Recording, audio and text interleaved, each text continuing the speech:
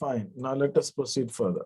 तो ये है हमारा शीट में, इसके अंदर I have given you to solve these questions general entries. हाँ बताइए क्या पूछना चाह रहे हैं, which doubt do you have? Sir ये सेकंड वाले क्वेश्चन में सेकंड एंट्री क्या होगी? ये अनरिकॉर्डेड एसेट रियलाइज की। ओके, और बताइए और क्या डाउट्स है? सर क्वेश्चन नंबर थर्ड का फर्स्ट रियलाइजेशन एक्सपेंसेस पेड, ठीक है। और बताएं। सर इसी का सेकंड वाला भी ठीक है, वाई ने पे किया। और एक साथ सर सेकंड का फिफ्थ। सेकंड का फिफ्थ, सेकंड का सर थर्ड का फिफ्थ, सॉरी। थर्ड का फिफ्थ, यस सर। ठीक है। और सर थर्ड के फोर्थ का अमाउंट भी बता देना। ठीक है। और बताएं ना। अब यहाँ पे जो डाउट्स आपने पूछा है उससे रिलेटेड मुझे कुछ पॉइंट्स कहने हैं, उस चीज को आप समझने की कोशिश कीजिएगा। पहले मैं एक एक चीज पे आता हूँ। जैसे ये रियलाइजेशन अकाउंट है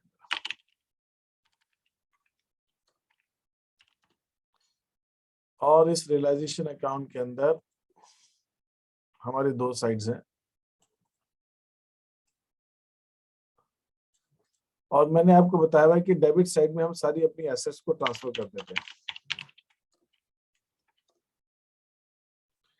और जब इन एसेट्स को हम बेचते हैं तो हम क्रेडिट साइड में लिखते हैं बाय कैश या बाय बैंक। ठीक, ऐसे हम करते हैं। अब एक ट्रांजैक्शन ऐसा लेते हैं कि मान लीजिए एक एसेट है, अब वो कोई भी एसेट हो सकती है। एसेट ऑफ रुपीज 20,000 वो सोल्ड फॉर रुपीज 18,000। हमने 20,000 के एसेट को 18,000 रुपए में बेचा, तो हमको 2,000 का इसमें लॉस हो रहा है। इसकी जो हमारी एंट्री होगी वो हमारी एंट्री होगी कैश अकाउंट डेबिट या फिर बैंक अकाउंट डेबिट, जो भी है। कैश या बैंक हमें लेना है, कैश या बैंक अकाउंट डेबिट।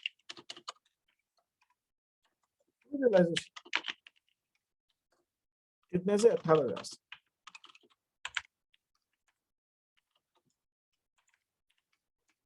हम ये 2,000 का लॉस की एंट्री कहीं नहीं करते। यहाँ पर एक चीज ध्यान में रखने वाली है कि अगर यही चीज एसेट ऑफ रुपीज, अगर मैं यही ट्रांजैक्शन कह दूं कि एसेट जो है हमारा, एक एसेट है जो हमारी 20,000 की है, was taken over by a partner B for rupees 18,000। B एक हमारा पार्टनर है, उसने 20,000 की एसेट 18,000 में ले ली, तो मेरी एंट्री में कोई बहुत चेंज नहीं आना है। मेरी एंट्री में रियलाइजेशन अकाउंट तो क्रेडिट ही होगा। कितने से? 18,000 से। लेकिन डेबिट किसको करेंगे भाई? कैश की जगह बी के कैपिटल को डेबिट कर दें, 20 कैपिटल डेबिट हो जाएगा। That's it.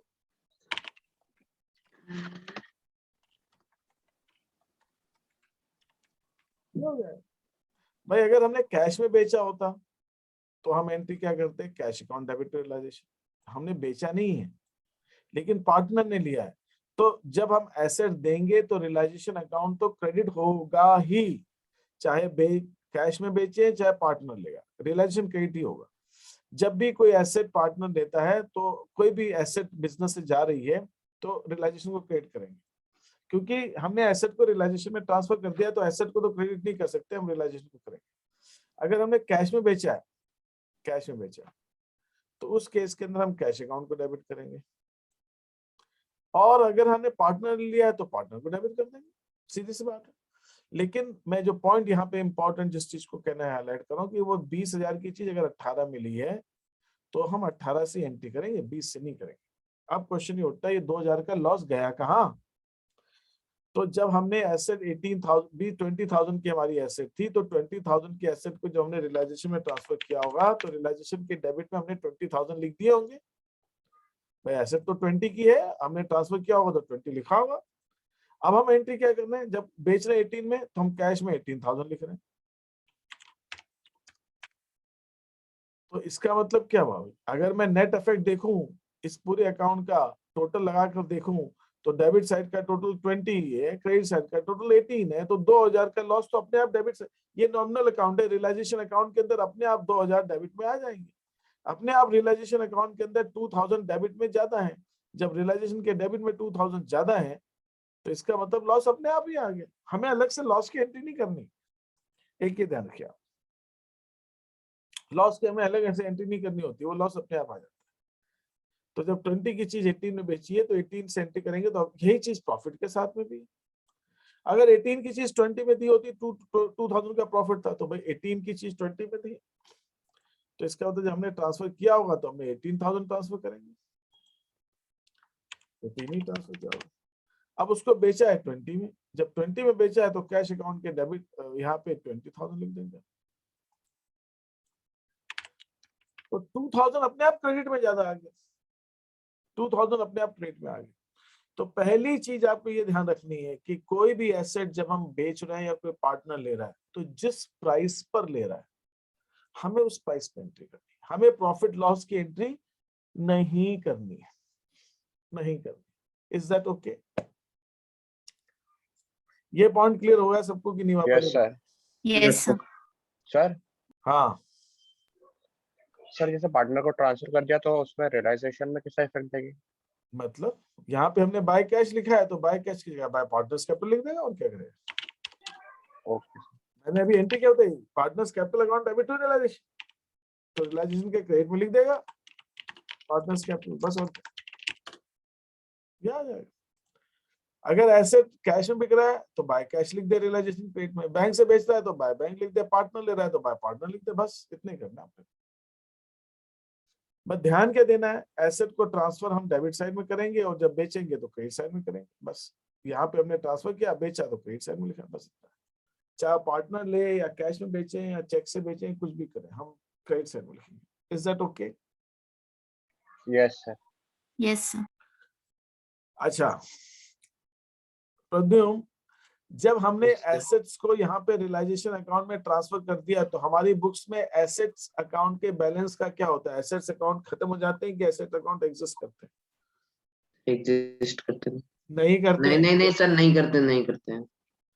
तो इसका मतलब ये हुआ कि जब हमने एसेट्स को रियलाइजेशन में ट्रांसफर कर दिया तो सारी एसेट्स के अकाउंट बंद हो गए, तो वो एसेट रियलाइजेशन हो गया।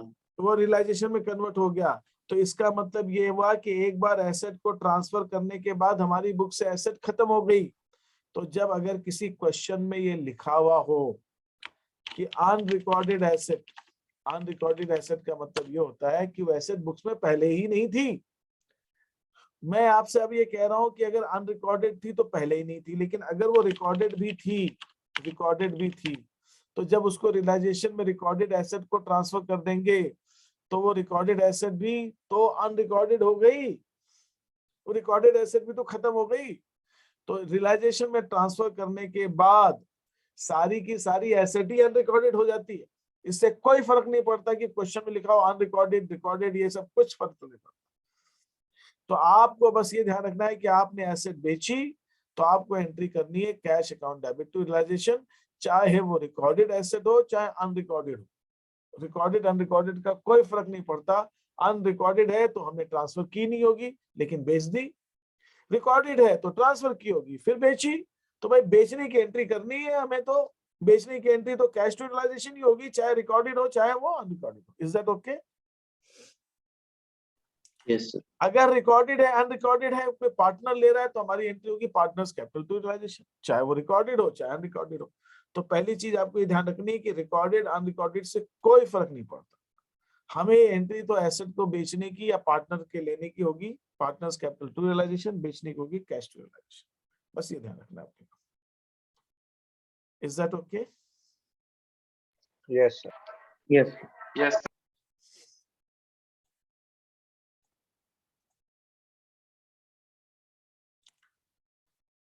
ठीक है, तो अनरिकॉर्डेड एसेट रियलाइज से कोई मतलब नहीं है। अब ये बात हुई तो बैंक, अब हम लायबिलिटी का पेमेंट की बात करते हैं। जब हम लायबिलिटी का पेमेंट करेंगे तो हमारी एंट्री क्या होगी? Realisation to cash, realisation to cash. Unrecorded liability है तो रियलाइजेशन टू कैश। अगर लायबिलिटी पार्टनर ने ले ली तो रियलाइजेशन टू पार्टनर्स कैपिटल। तो जब हम लायबिलिटीज के साथ क्या होता है, लायबिलिटीज के साथ ये होता है कि लायबिलिटीज को हम रियलाइजेशन के क्रेडिट में ट्रांसफर कर देते हैं bye sundry assets, sundry liabilities. और जब हम लायबिलिटीज का पेमेंट करते हैं तो हम लिखते हैं टू कैश या टू बैंक।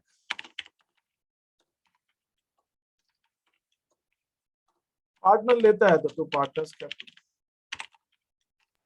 सर हाँ, सर रियलाइजेशन में बताना है क्या कि अमाउंट जो आया वो किस चीज से आया? अपनी समझ के लिए हम बता सकते हैं। हमसे गलती नहीं हो तो इसलिए हम ब्रैकेट में लिख देते हैं, जिससे कि हम क्रॉस चेक कर सके कि मान लो कभी कोई गलती दिखेगी, क्या हुआ, क्या कोई आइटम छूट तो नहीं गया लिखने में, बड़ा सा क्वेश्चन कर रहे हैं, उसमें 25 तरह के आइटम एसेट्स एंड लायबिलिटीज, तो कोई छूट नहीं जाए, इस चेक करने के लिए हम लिख सकते ओके। हैं। बाकी सॉल्यूशन की रिक्वायरमेंट नहीं है, हम अपनी सहूलियत के लिए ऐसा कर सकते हैं। तो जब हम लायबिलिटी का पेमेंट करते हैं तो हमारी एंट्री होती है realisation account debit to cash. Cheque से पेमेंट करेंगे तो realisation account debit to bank. Partner लेगा तो realisation account debit to partners capital. तो हमने क्या देखा, अगर कोई एसेट पार्टनर ले रहा है तो एंट्री क्या हो रही है, पार्टनर्स कैपिटल टू रियलाइजेशन। कोई लायबिलिटी पार्टनर ले रहा है तो एंट्री क्या होगी, realisation account debit to partners capital.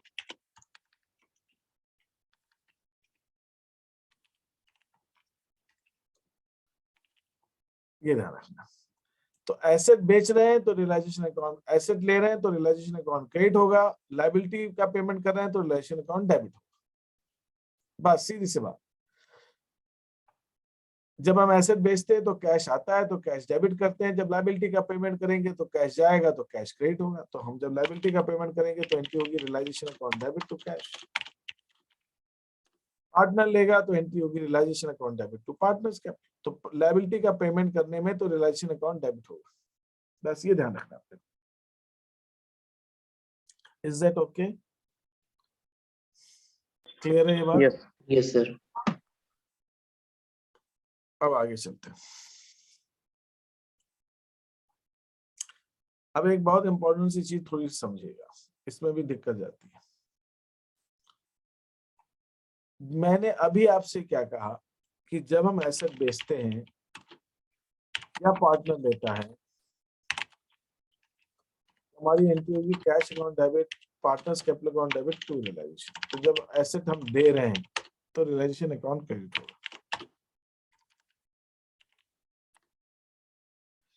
जब हम लायबिलिटी का पेमेंट करते हैं तो हमारी एंट्री होती है realisation account debit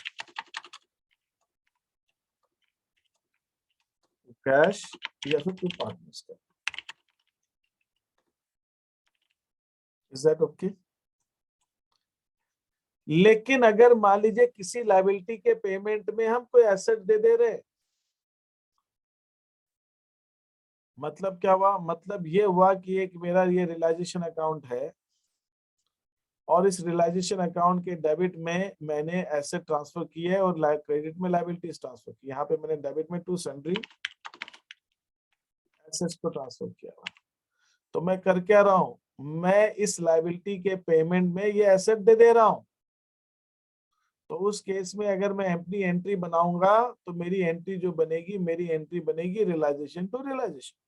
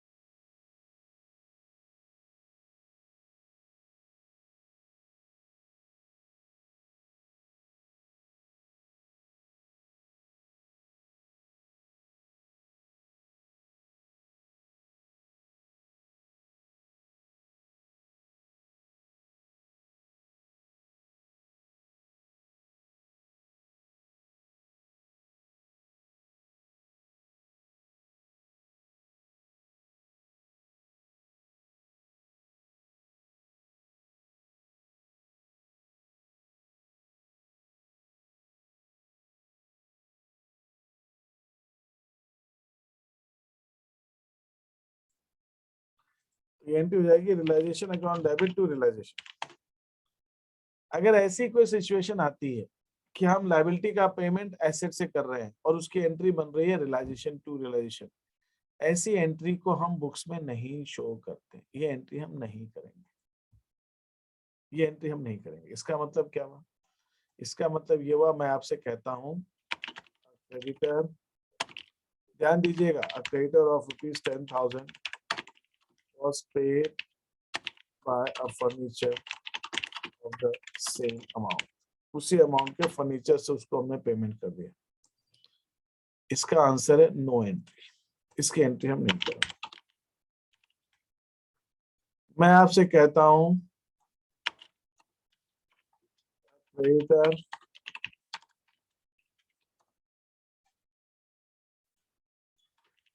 of ₹10,000 was paid by a furniture of ₹8,000 and balance in cash। एक क्रेडिटर को हमने 8,000 का फर्नीचर दिया और बाकी का अमाउंट कैश में दिया, 10,000 का क्रेडिटर था। तो इसमें जो कैश में दिया अपन ने,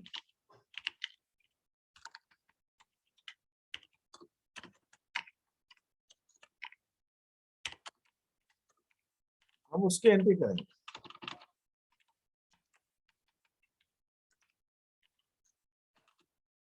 जो हमने 2,000 रुपए कैश में दिया हम उसकी एंट्री करेंगे, लेकिन 8,000 का जो फर्नीचर दिया उसकी एंट्री नहीं करेंगे।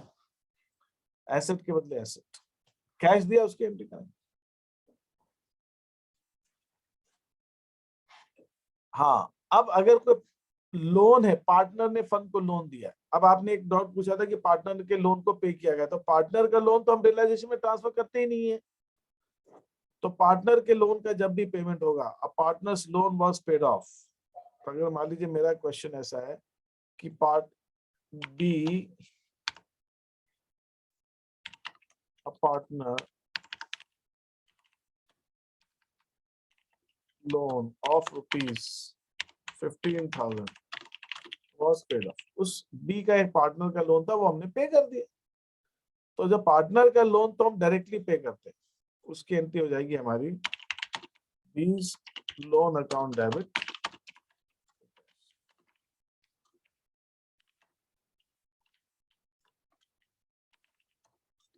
B's loan account debit to cash. Partner का लोन है 15,000 का, वो हमने पे कर दिया, तो B's loan account debit to cash. आपने एक पूछा था शीट के अंदर एक क्वेश्चन, तो पार्टनर का लोन हम पे करेंगे डायरेक्टली, उसकी एंट्री होगी। हाँ, पार्टनर के लोन में हम एसेट दे रहे हैं, एक पार्टनर है उसके लोन में हम एसेट, तो उसके लिए बीज loan of ₹15,000 was paid by a furniture, by a piece of furniture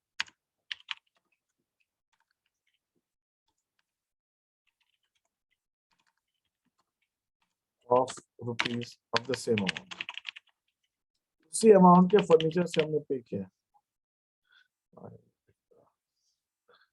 by the furniture of the same amount। तो हम यहाँ पे एंट्री करेंगे बीज लोन अकाउंट डेबिट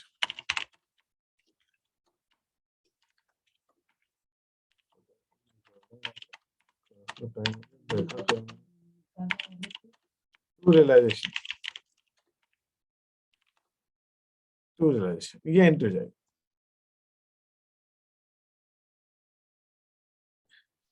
तो हमारी एंट्री हो जाएगी B's loan account debit to realisation, अगर हम एसेट दे रहे हैं पार्टनर।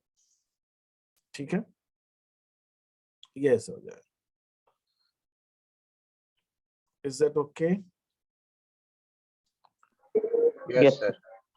अब आप बाकी के सारे क्वेश्चंस को ट्राई कीजिए और मुझे अब ये रियलाइजेशन एक्सपेंसेस है, रियलाइजेशन एक्सपेंसेस का एक डाउट था कि भाई रियलाइजेशन एक्सपेंसेस पे किए, तो रियलाइजेशन एक्सपेंसेस का मतलब क्या हो गया भाई?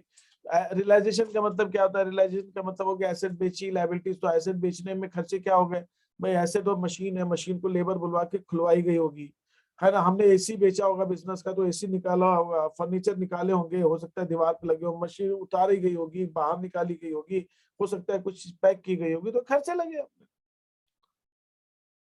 हो सकता है किसी को खरीदने के लिए दलाली दी गई होगी, है ना, ऐसा भी हो सकता है, कोई किसी को कन्वेंस दिया, कुछ भी दिया हो सकता है, तो उसकी एंट्री क्या होगी अगर हमने कोई खर्चा दिया? तो रियलाइजेशन अकाउंट डेबिट,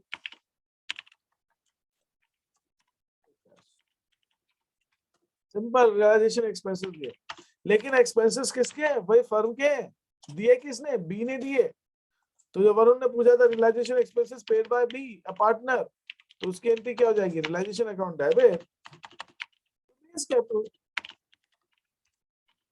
बी ने दिए, खर्चा किसका है? फर्म का, इसलिए रियलाइजेशन के डेबिट में आएगा, क्योंकि खर्चा है, फर्म ने खर्च किया।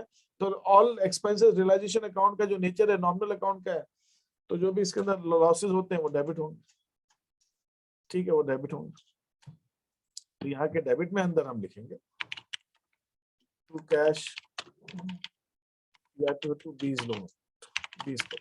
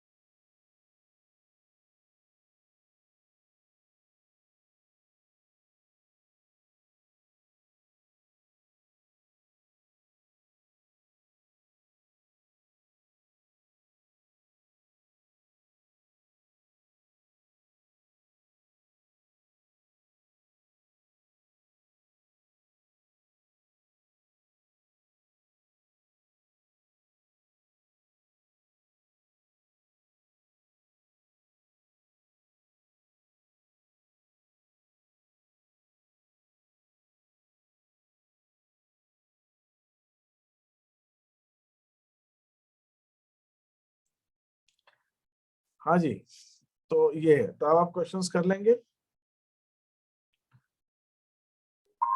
Yes sir. ठीक है, तो अब Yes. आप ये बाकी क्वेश्चन कीजिए, फिर कुछ जनरल एंट्रीज में डाउट्स आएगा तो देखेंगे। भैया बहुत ज्यादा टाइम मत लगाइए, एक क्वेश्चन अटक गया, बाकी आगे रोक के मत बैठिए आप। एंट्री सारी अलग अलग हैं, आप करते जाइए फटाफट फटाफट, ठीक है। Okay sir. सर हाँ बोलो। सर एक बार जो लास्ट की 2 स्लाइड्स आपने लगाई थी वो दिखा दो।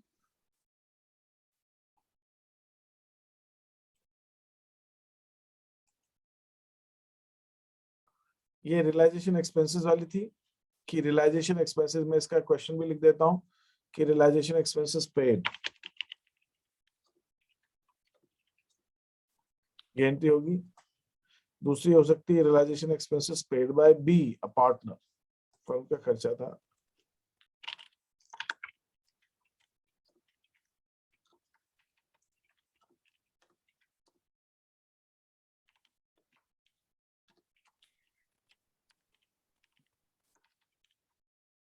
एक पार्टनर है उसने पे किया। हाँ सर एक बार वो थर्ड की फिफ्थ वाली भी बता दीजिए।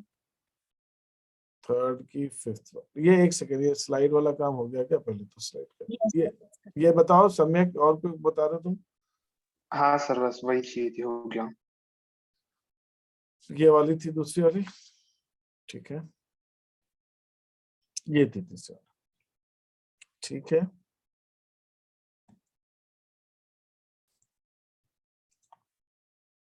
हाँ क्या कह रहे हो, कौन सा थर्ड का? फिफ्थ। अब बेटा अभी तो बताया, एक पार्टनर है जिसने 10,000 का लोन दिया था, वो आपने दे दिया, उसको पे कर दिया, तो A's loan account debit to cash. Okay sir, okay. अभी यही बात की, और बताइए।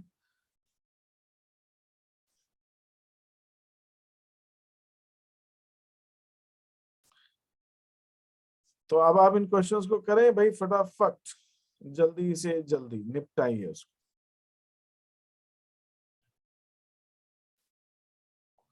और जल्दी से जल्दी खत्म करें इसको, ठीक है।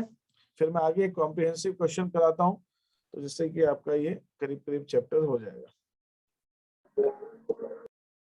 फिर डाउट वाउट होंगे वो डिस्कस कर लेंगे। हाँ, any other query? No, sir.